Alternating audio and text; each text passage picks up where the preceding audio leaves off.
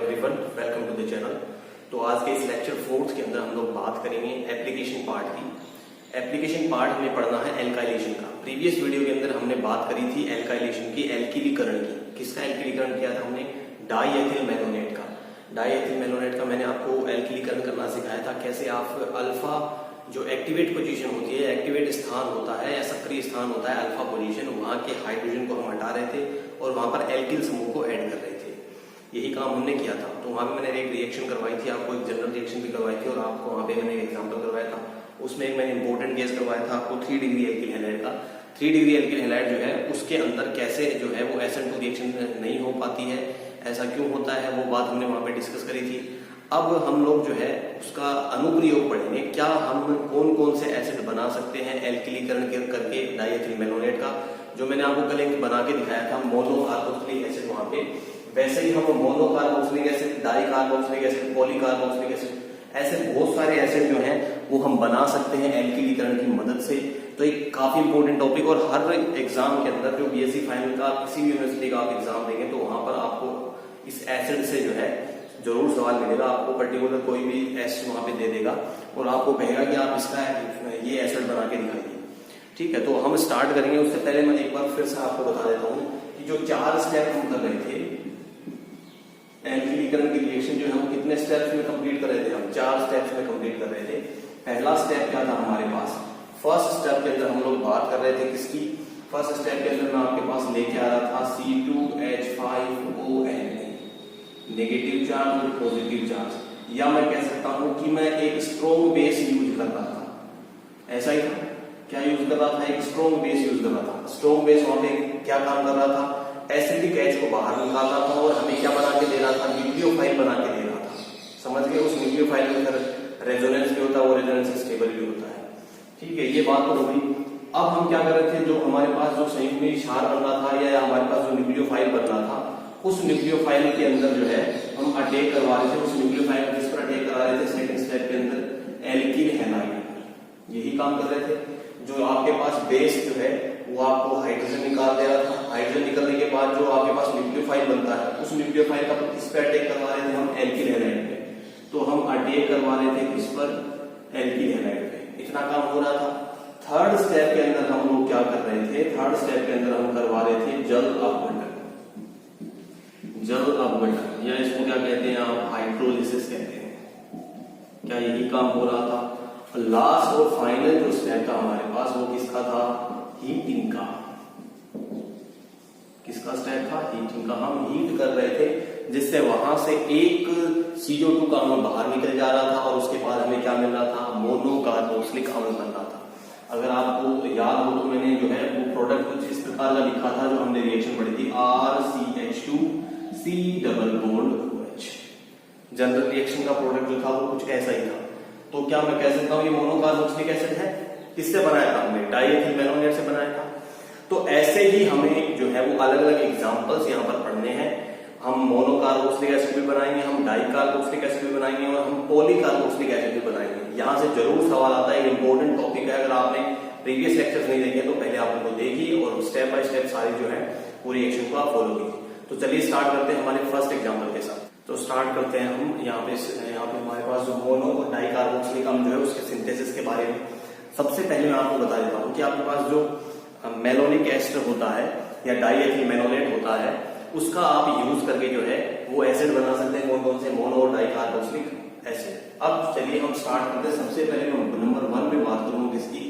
Monocarboxylic acid. Mono और die दोनों पढ़ेंगे और उसके बाद हम पॉली पढ़ेंगे। तो सबसे पहले स्टार्ट करेंगे हम किससे? मोनो कार्बोक्सिलिक एसिड से, कार्बोक्सिलिक एसिड या कार्बोक्सिलिक अम्ल से। समझ गए बात को? देखिए, सबसे पहला काम हमें क्या करना है? हमें लेकर आना है डाईएथिल मैलोनेट। क्या लेकर आना है? डाईएथिल मैलोनेट लेकर आना है। तो हमें क्या करना है? यहां से लिखेंगे हम CH2, इसके साथ मैं सब पहले रिएक्शन लिख रहा हूं, उसके बाद मैं आपको मैकेनिज्म बताऊंगा। यहाँ पर लिखता हूं मैं CH2, इसके साथ C डबल बॉन्ड O, यहाँ पे लिखते हैं हम OC2H5। दूसरा ग्रुप कुछ यहाँ पे लगा देते हैं हम, इसके साथ लगता है C double bond O, OC2H5। ये हमारे पास क्या है? हमारा अभिकारक है डाईएथिल मैलोनेट। डाईएथिल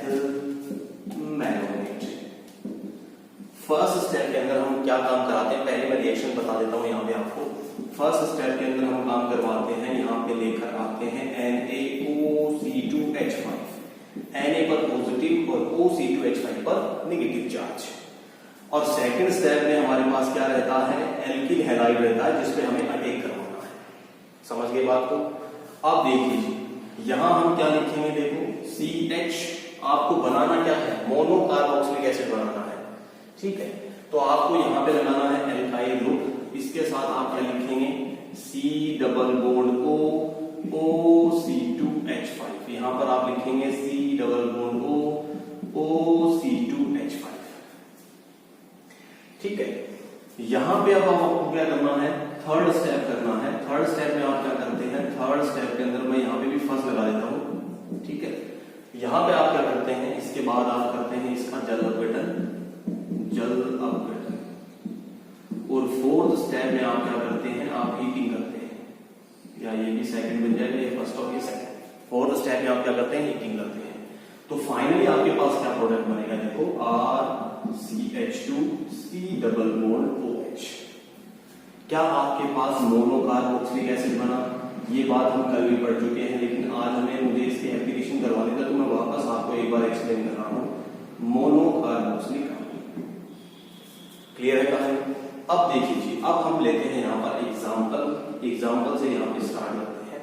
आपके पास डाइएथिल मेनोनेट है CH2, ध्यान से बोर्ड पर देखते रहिएगा भाई, एक एक स्टेप को, बिल्कुल आसान है। और आपने एक से दो एग्जाम्पल अगर बढ़िया तरीके से समझ लिए हर एक स्टेप को, तो आपको कोई भी एसिड में बता दूं, आपको मैं कहूँ कि आपको ये एसिड बनाना है, ब्यूटाइलिक अम्ल बनाना है, ठीक है ना, ब्यूटेनोइक अम्ल बनाना है, जो भी बनाना है, तो आप प्रोपेनोइक अम्ल बनाना है, तो आप आसानी से बना देंगे, आपको कहीं प्रॉब्लम नहीं है। तो हमारे पास पहला जो रिएक्टेंट है वो क्या है, डाइएथिल मेनोनेट। मैं लिख देता हूँ यहाँ पे डाइएथिल मेनोनेट, क्लियर है कहानी? डाइएथिल मेनोनेट जो है, इसका जो है वो आप रिएक्शन करवाते हैं इससे NaOC2H5 प्लस और माइनस। समझ गए इतनी कहानी? यहां पे मैं इसको ओपन करके लिख देता हूं। यहां पर एक क्या रहता है, हाइड्रोजन रहता है। ये जो बेस है, स्ट्रॉन्ग बेस, ये क्या करेगा, इस हाइड्रोजन को एब्स्ट्रैक्ट कर लेगा। ध्यान रहे H प्लस के रूप में निकलेगा, तो इस कार्बन में कैसा चार्ज छोड़ेगा, नेगेटिव चार्ज। क्या बनेगा देखो हमारे पास, समझना ध्यान से। मैं लिख सकता हूं यहाँ पर CH पे कैसा चार्ज आ गया, माइनस। इसके साथ क्या जुड़ा है, देखो C डबल बॉन्ड O, यहाँ पर OC2H5, यहाँ पर C double bond O OC2H5। हम जानते हैं Na प्लस जो है वो इसके पास चिपका रहेगा, इसको स्टेबिलिटी देता रहेगा। समझ गए बात को? प्लस करके मैं यहीं पे लिख देता हूं C2H5OH, हमारे पास बाहर निकल जाएगा। अब देखो जी, मैंने जब आपको एल्किलीकरण करवाया था, तो मैंने इसके अंदर रेजोनेंस नहीं करवाया था। क्यों नहीं करवाया था? क्योंकि आप जानते हैं यहाँ पे रेजोनेंस होगा, ये नेगेटिव चार्ज ये दोनों तरफ से स्टेबल होगा। इसको आप कर सकते हैं, अगर आप करेंगे तो आप अच्छा इंप्रेशन जाता है एग्जाम के ऊपर। मैं यहाँ पे कर देता हूँ, ये नेगेटिव चार्ज यहाँ उतरेगा और ये डबल बॉन्ड कहां शिफ्ट होगा, ऑक्सीजन पे। अब आपको परफेक्शन मिल जाना चाहिए, यहाँ पे आपको पता लगना जरूरी है कि कैसे कहां पे रेजोनेंस हो रहा है। क्या स्थिति हमारे पास बनेगी, देखो CH यहाँ पे डबल बॉन्ड हो जाएगा, क्लियर है। यहाँ पे कार्बन, यहाँ पे सिंगल बॉन्ड के साथ ऑक्सीजन पे नेगेटिव चार्ज, और यहाँ क्या बचेगा OC2H5।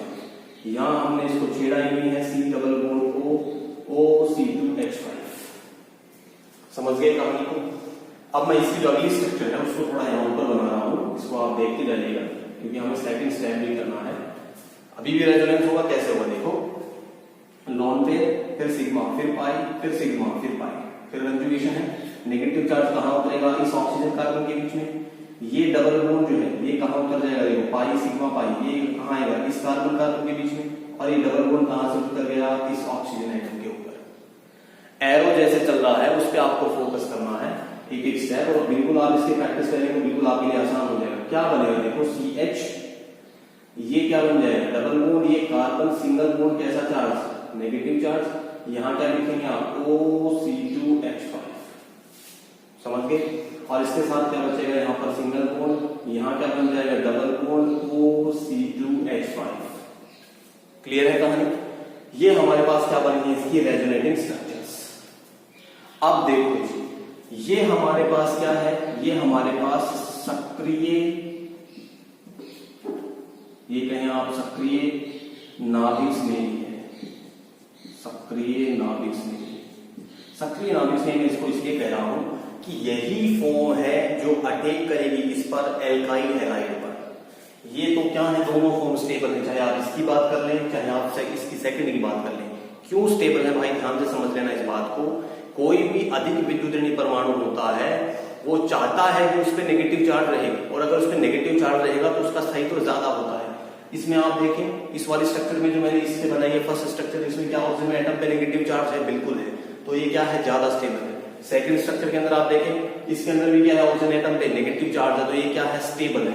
लेकिन यहाँ पर देखो, यहाँ पे दोनों ऑक्सीजन पे कहीं पर भी नेगेटिव चार्ज नहीं है, केवल कार्बन पे नेगेटिव चार्ज है।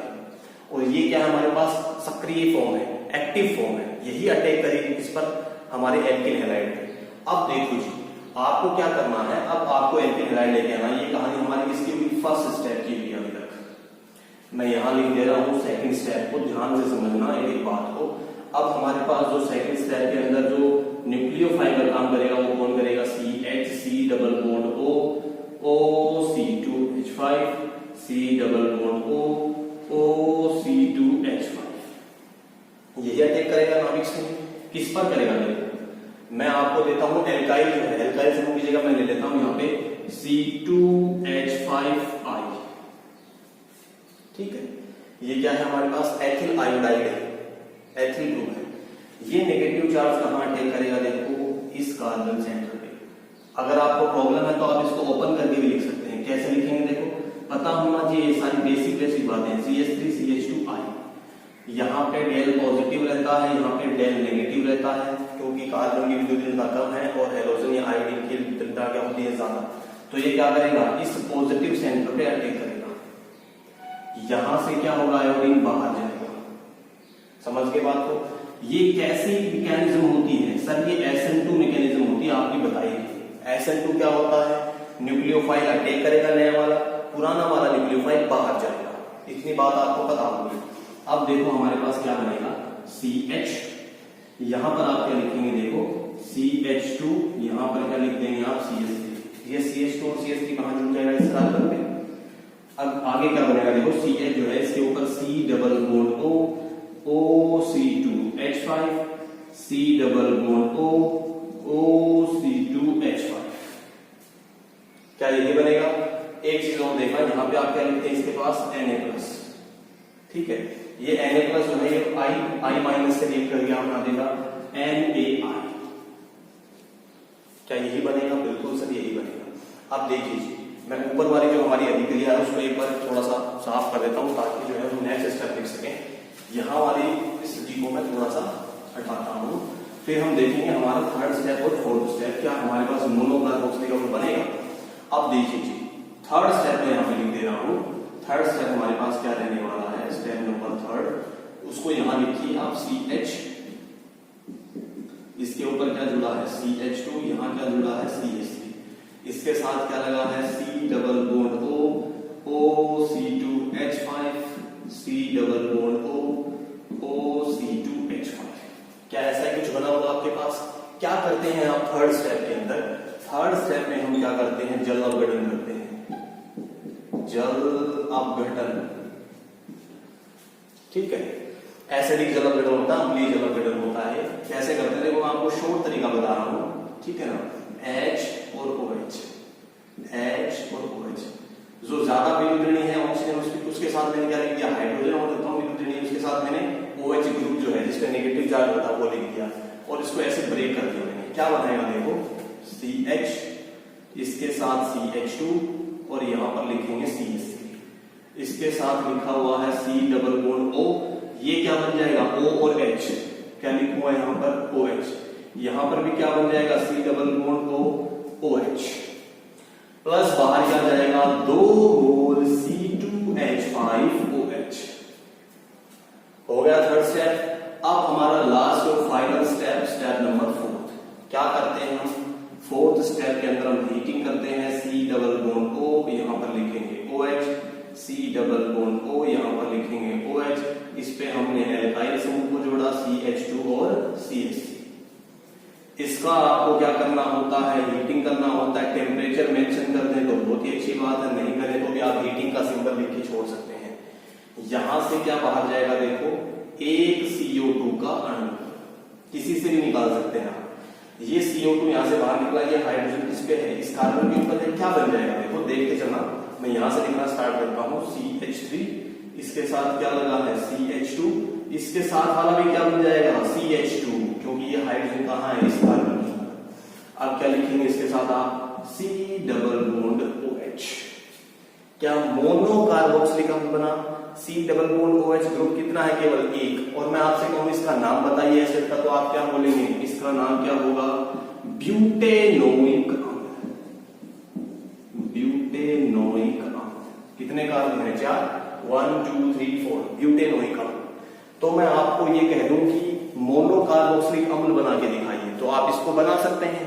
मैं आपको ये कह दूं कि आप ब्यूटेनोइक अम्ल बना के दिखाइए मेरे को, किसका यूज करते हुए, हमें यूज किसका करना है, डाई एथिल मेलोनेट का। तो आप बना सकते हैं इजीली, स्टेप बाय स्टेप, कुछ भी टफ नहीं है। बेस लेके आना है, न्यूक्लियोफाइल बनाना है, उसका रेजोनेंस आप समझा दीजिए। अगले स्टेप में न्यूक्लियोफाइल का अटैक करवा दीजिए एल्किल हैलाइड पे।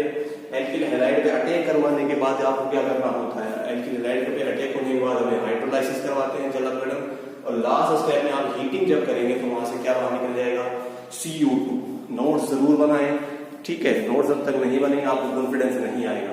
तो चलिए अब स्टार्ट करते हैं हमारा नेक्स्ट एग्जांपल और समझते हैं कि कैसे जो है वो बिल्कुल आसान तरीके से आप जो है अलग अलग एसिड बना सकते हैं। तो स्टार्ट करते हैं। हमारे पास जो मोनो कार्बोक्सिलिक एसिड है उसका दूसरा एग्जांपल डाईमेथिल एसिटिक अम्ल, ठीक है। डाईमेथिल एसिटिक अम्ल को बनाने से पहले मैं कुछ आपको एक बार बेसिक बात बताता हूँ, जिससे आपको थोड़ा बहुत ये क्लियर होगा कि हम ये प्रोसेस जो है उसको कैसे बना सकते हैं, बिल्कुल आसानी से इसको याद रख सकते हैं, आपको रटना कुछ भी नहीं है।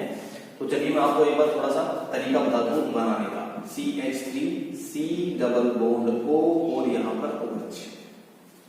क्या ये हमारे पास एसिटिक अम्ल होता है, ये हमारे पास होता है एसिटिक अम्ल। एक बार आप सुनते जाना, फिर मैं रिएक्शन और मैकेनिज्म के साथ ही बताऊंगा आपको।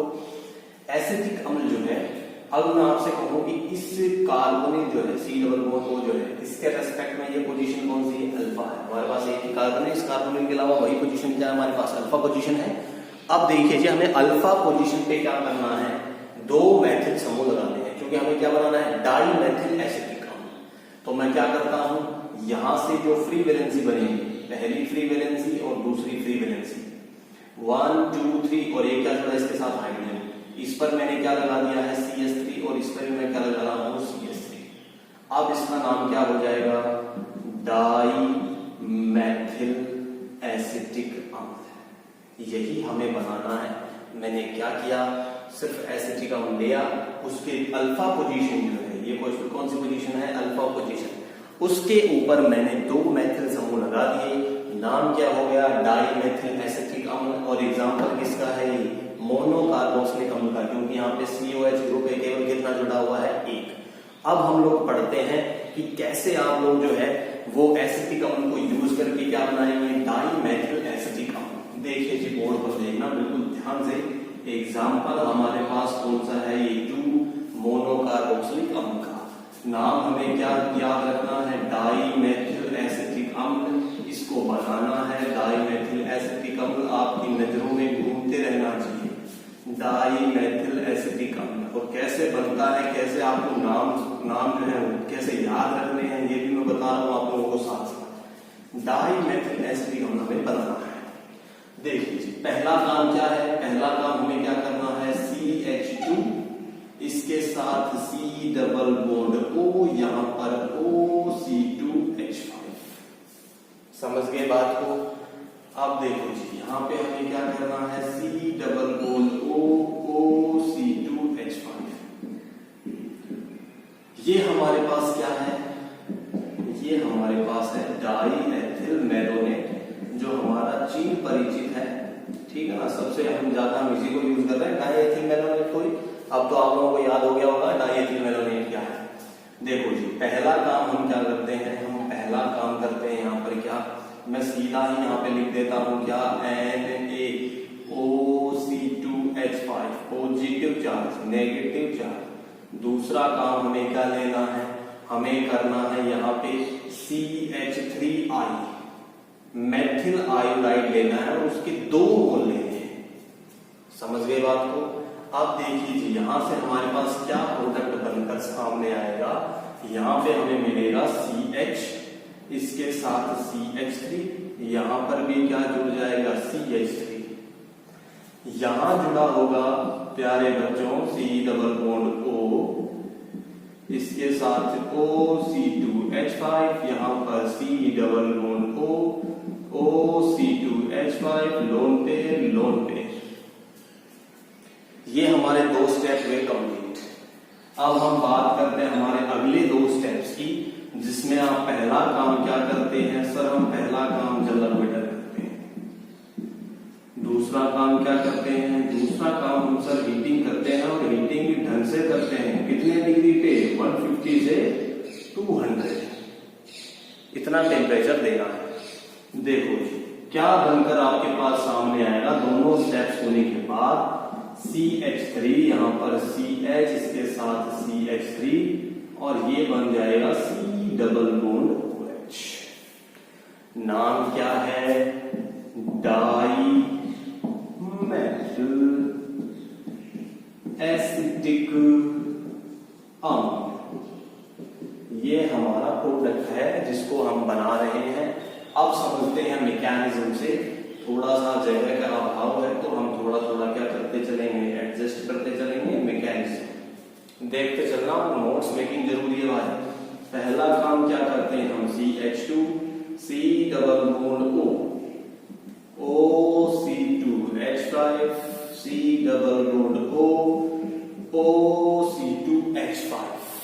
ठीक है, ये काम हमें करना है। इसको हम लिख देते हैं C double bond O, OC2H5। दूसरा काम हमें क्या करना है? देखो जी यहां हम क्या लेके आते हैं? सबसे पहले बेस को लेकर आते हैं। ये हमने लिया है NaOC2H5, ये हमारा क्या है? बेस है। प्लस माइनस इसको क्या बोलते हैं भाई? Sodium ethoxide, sodium ethoxide. ठीक है, ये O माइनस क्या करता है? OC2H5 माइनस यहां से क्या करेगा? इस हाइड्रोजन को बाहर निकालेगा। चल भाई बाहर आ जा। क्या छोड़ेगा बाहर? Negative charge. CH पर कैसा charge? Negative. C double bond O, यहां पर OC2H5, यहां पर C double bond O, OC2H5, lone pair और लोन पेयर। कौन चिपक जाएगा? Na+।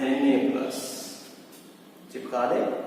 अगला काम बोलो जी क्या होता है? अगला काम कोई दिक्कत नहीं है। देखो भाई इसके अंदर रेजोनेंस आप खुद कर सकते हैं, ठीक है, और जरूर करके आना एग्जाम के अंदर। अच्छा इंप्रेशन ज्यादा एग्जाम करते उसको लगता है कि आपको पता है इस बात का कि इसके अंदर क्या है? रेजोनेंस है। देखो जी यहाँ नेगेटिव चार्ज, ये यहाँ उतरेगा और ये कहां शिफ्ट करेगा? ऑक्सीजन के ऊपर। जो पीछे वाले सारे लेक्चर अगर आप देख रहे हैं तो आपको पता लग रहा होगा। तो अगली स्टेट क्या बनेगी? चलिए जी बना देता हूं। क्या बनेगा? देखो CH यहाँ पे डबल बॉन्ड के साथ C, ऑक्सीजन पे कैसा चार्ज? Negative charge. यहाँ आप क्या लिखेंगे? OC2H5 पे लोन पेयर ऑक्सीजन के साथ C double bond O, OC2H5। समझ गए? देखो जी अभी भी कंजुगेशन है। लोन पेयर, सिग्मा, पाई, फिर सिग्मा, फिर पाई। फिर से देखो लोन पेयर, सिग्मा, फिर पाई, फिर सिग्मा, फिर पाई। क्या संयुग्मन है? बिल्कुल है। तो क्या होगा यहाँ पे? फिर से अनुनाद।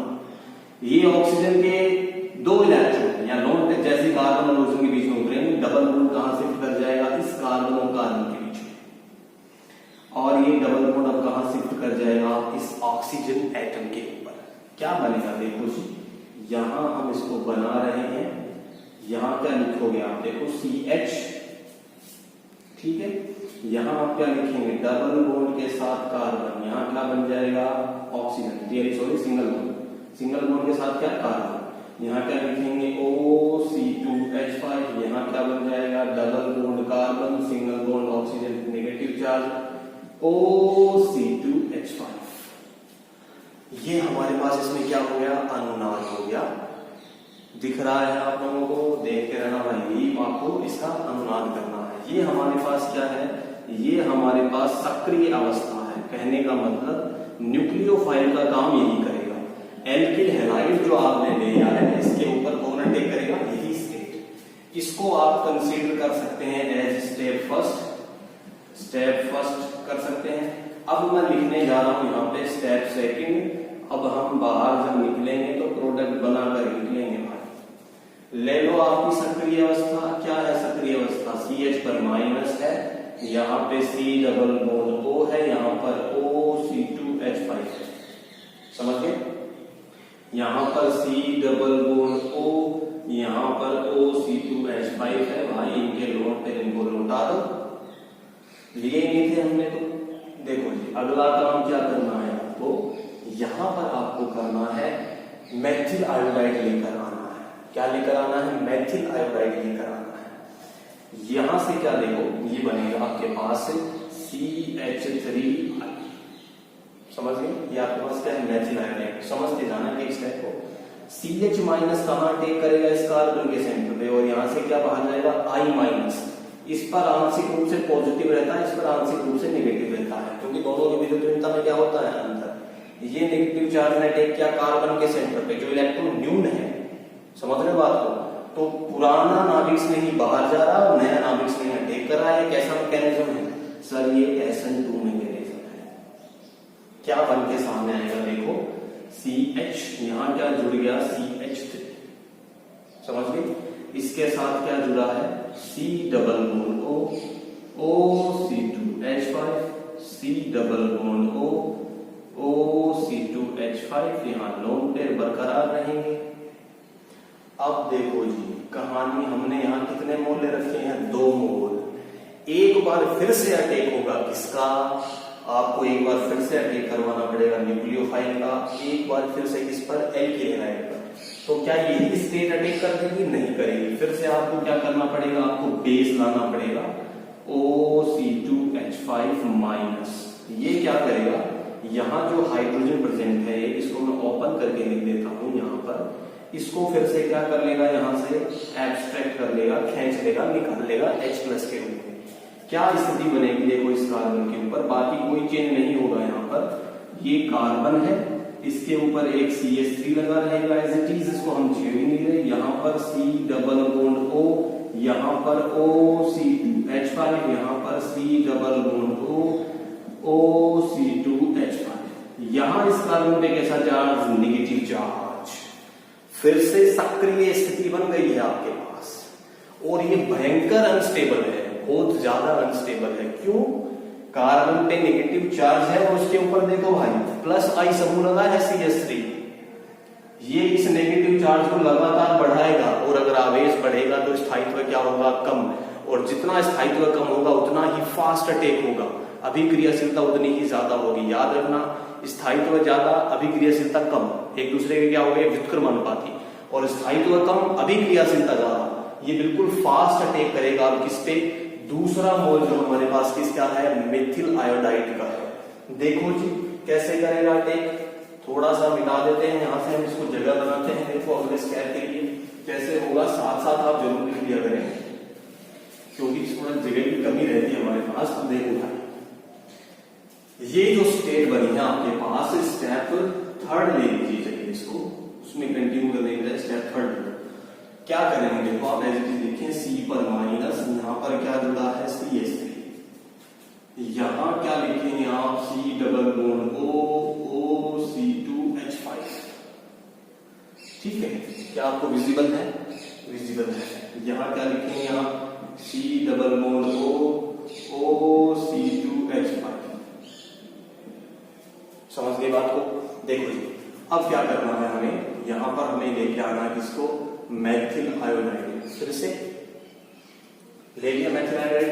ये नेगेटिव चार्ज जो है कार्बन का, ये कहां अटैक कर जाएगा? इस मेथिल ग्रुप के ऊपर। यहां से क्या बाहर जाएगा? I minus. क्या बन जाएगा? देखो ये कार्बन, इसके ऊपर CH3, इसके ऊपर CH3, यहां पर क्या जुड़ेगा? C double bond O, OC2H5, C double bond O, OC2H5।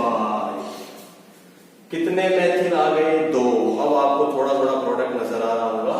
अगला स्टेप देखो भाई, अगला स्टेप देखना बिल्कुल आसान, यहां पर आपको समझ में आएगा। स्टेप 4 एक बार अगर आप सीखे तो आपको कहीं दिक्कत नहीं आने वाली है। लिख लीजिए वापस उसी को।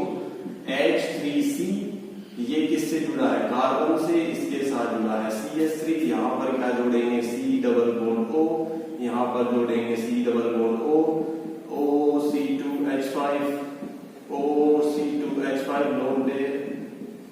अब देखो क्या करते हैं हम अगला काम करते हैं क्या, जल अपघटन,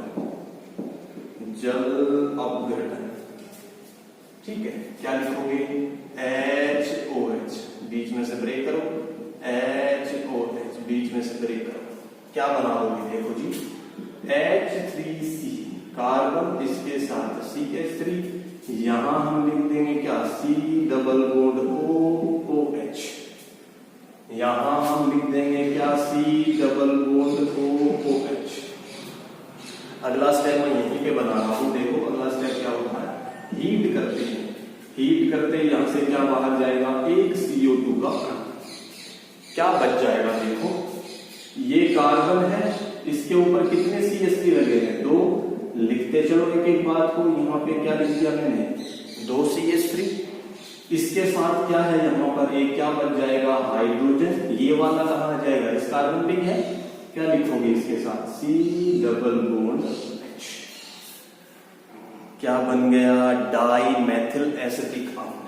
कुछ भी टफ नहीं है भाई, देखते चले आप, एक एक बात को मैं अभी समझाता हूं वापस, क्योंकि जो पैटर्न आप यहाँ पे लगा रहे हैं हर एसिड बनाने के अंदर, चाहे आप मोनो एसिटिक एसिड बना लें, ठीक है ना, कोई भी बना लें, सब में क्या यही पैटर्न फॉलो होगा। क्या पैटर्न फॉलो होगा, देखो मेरे साथ एक बार रिवाइज करना आपको। सबसे पहला काम हम क्या करते हैं, हम सबसे पहला काम करते हैं, हमारे पास जो डाई एथिल मेलोनेट जो है, उसको मैं क्या करता हूँ, उसको मैं रिएक्ट करवाता हूँ इसके साथ, बेस के साथ, स्ट्रॉन्ग बेस है सोडियम एथोक्साइड, सोडियम एथोक्साइड जो है उससे क्या करता है, एक अल्फा हाइड्रोजन निकाल लेता है, जो हमारे पास क्या बनती है, एक एक्टिव स्टेट बनती है, क्योंकि नेगेटिव चार्ज आ जाता है।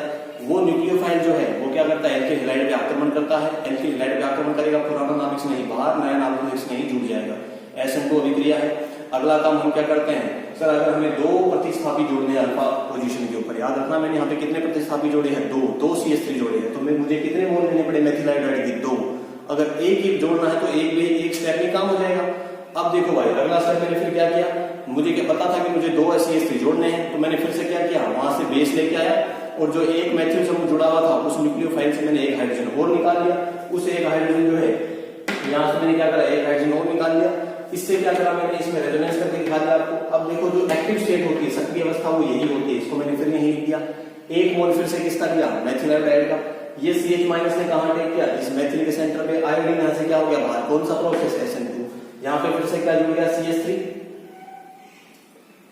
यहाँ से क्या जुड़ गया, CH3, एक मिनट, हाँ जी हाँ बिल्कुल सही, दोबारा मैंने यहाँ से निकाला है, यहाँ से बेस निकाला हाइड्रोजन, तो यहाँ क्या बन गया C-, इसी में देखो यहाँ से टेक किया फिर से मेथिल हाइड्राइड पे, दूसरा मोल मैंने यहाँ लिया, यहाँ पे मैंने क्या किया, फिर से मेथिल पे अटैक कराया, यहाँ पे कितने मेथिल जुड़ गए, 2, मेथिल हाइड्राइड पे अटैक कराने के बाद कितने मेथिल समूह जुड़ गए, 2। अब देखो अगला काम मैंने क्या किया है, इसी को, इस वाले को मैंने क्या किया, जल अपघटन करवा दिया, यहाँ पे जल अपघटन इजी है बिल्कुल, ठीक है। यहाँ से जल अपघटन कराने के बाद क्या बना आपके पास, यहाँ पे 2 COH या 2 कार्बोक्सिलिक समूह जुड़े हुए हैं। आप लास्ट स्टेप क्या करते हो, आप हीट करते हो, हीट करने के बाद यहाँ से क्या गया, एक CO2 बाहर गया, एक CO2 बाहर जाते ही ये H बचा, यहाँ पे कहाँ पे, इस कार्बन के ऊपर क्या बचा, CH3 CH, इस पे क्या लगा, एक CH3 और क्या बचा है, COH। क्या यही बनाना था हमें, बिल्कुल यही बनाना था, डाई मेथिल एसिटिक अम्ल, बिल्कुल आसान है। अब हम करते हैं हमारा एक एग्जाम्पल और फिर करते हैं मोनो कार्बोक्सिलिक अम्ल को खत्म, और फिर पढ़ेंगे हम डाई कार्बोक्सिलिक अम्ल और अदर काफी सारे एग्जाम्पल जहां से सवाल आने के ज्यादा चांसेस होते हैं। डिस्कस करते हैं हमारा थर्ड एग्जाम्पल, एन-वेलेरिक अम्ल, ठीक है। ये भी एक एग्जाम्पल किसका है, मोनो कार्बोक्सिलिक अम्ल का। एन-वेलेरिक अम्ल हमें बनाना है, एग्जाम्पल हमारे पास ये कौन सा है, एन-वेलेरिक अम्ल, ये हमें फॉर्म करना है किससे, डाई एथिल मेलोनेट से। अभिकारक हमारे पास वही है, प्रोसेस बिल्कुल सेम है, ठीक है। बस हमें क्या करना है, फोकस कहाँ करना है, उस कार्बन पे फोकस करना है जहां से हमें हाइड्रोजन हटाना है। अगर हमें 2 मेथिल लगाने हैं तो हम 2 मेथिल आयोडाइड जो है या मेथिल ब्रोमाइड जो भी है, आपको एल्किल हैलाइड कितने लेने पड़ेंगे, 2 मोल लेने पड़ेंगे। अब मैं यहाँ पे क्या जोड़ रहा हूँ, मैं यहाँ पे वैलेरिक समूह जोड़ रहा हूँ, क्या जोड़ रहा हूँ, वैलेरिक समूह। एन का मतलब होता है नॉर्मल। देखना मैं आपको कहूं कि आपको वैलेरिक समूह लेना है तो आपको क्या लेना है, CH3 CH2 CH2, ये इसके साथ आपको जुड़ा हुआ मिलेगा कोई भी x, इसी को बोलते हैं एन वैलेरिक। एन का मतलब यहाँ पे क्या होता है, नॉर्मल। समझना एक बार इस बात को, एन वैलेरिक कहने का मतलब ये है कि हमें इस समूह को जोड़ना है किस पर, अल्फा कार्बन जो है हमारे पास किसका, डाइएथिल बेनोनेट का। क्या बन जाएगा फिर हम उसका क्या करेंगे, हाइड्रोलाइसिस, और CO2 को बाहर निकालेंगे, हमारे पास क्या बन जाएगा, एन वैलेरिक अम्ल बन जाएगा। देखो जी क्या करना है आपको, ये है एन का मतलब होता है नॉर्मल। क्या मतलब होता है, नॉर्मल। अब मैं बनाता हूं आपको, अब यहाँ पे जो हम एसिड बनाने जा रहे हैं इसकी सीधी ही रिएक्शन कराऊंगा आपको, मैकेनिज्म नहीं करवाऊंगा। मैकेनिज्म आप खुद से करेंगे, अगर नहीं होता तो आप कमेंट सेक्शन में मेरे को बता देंगे, मैं फिर मैकेनिज्म भी करवा दूंगा आपको। कुछ भी डिफरेंस नहीं है भाई, एक बार आप रिएक्शन समझो, आप खुद कर लेंगे, मेरे को पता है, इतना कॉन्फिडेंस आपको आ जाएगा। कैसे, देखो ये हमारे पास CH2 है, मैं रिएक्शन लिख रहा हूं यहाँ पे, C डबल बॉन्ड O, यहाँ पर आप क्या लिखेंगे, OC2H5, C double bond O, यहाँ पर लिखेंगे OC2H5। समझ गए, ये क्या है, ये हमारे पास है डाइएथिल बेनोनेट। कोई दिक्कत नहीं है, यहाँ तक डाइएथिल बेनोनेट को हम सब जानते हैं। अगला काम हमें यहाँ पे 2 स्टेप करने होते हैं। कौन कौन से 2 स्टेप, पहला काम हम करते हैं NaOC2H5 प्लस माइनस, ये हमारे पास क्या है, बेस है।